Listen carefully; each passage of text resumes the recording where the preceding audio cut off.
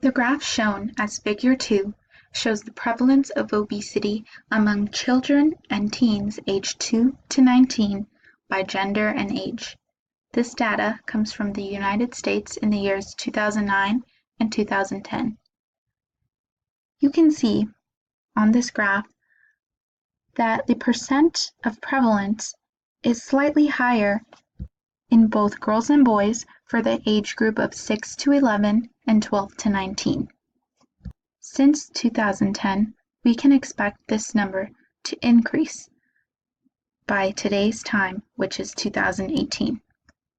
In an effort to reduce this prevalence, organizations are providing initiatives through education, community-based programs, and health-related legislation.